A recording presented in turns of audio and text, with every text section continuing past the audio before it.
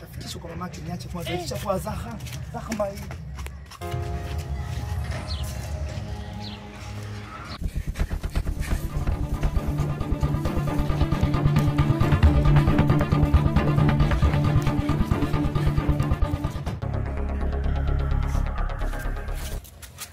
Mshikau. Nini chokiona? Kwa machunga mawili. Nimekuta pale baba. Mwanangu pipi hiyo.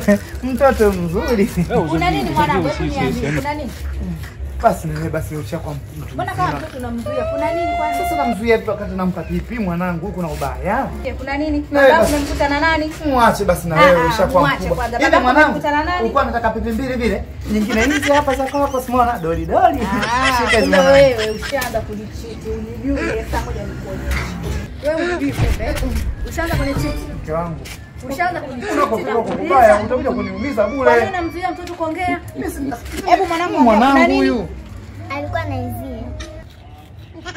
Muulize. Basi mwanangu basi. Kiko wapi sasa? Twende ndani tukaongee. Tukafanya nini?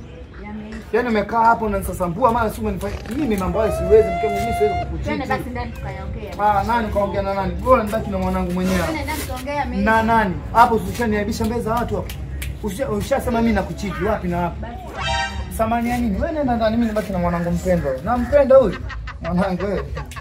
Bwana, wewe shida na nguvu mke wangu gani? Una kidogo wewe bubu. Sasa wewe mtoto, ushakuwa mkubwa, vitu vingine vya kikubwa sio unafuatia tatizo haka mwanangu. Nini shida bwana? Unamwambia mama, kwa hiyo mimi mamako ananifanya nini? Mamako na mimi ninamuogopa. Hata muite mamako mimi ananisaidia nini? Mama.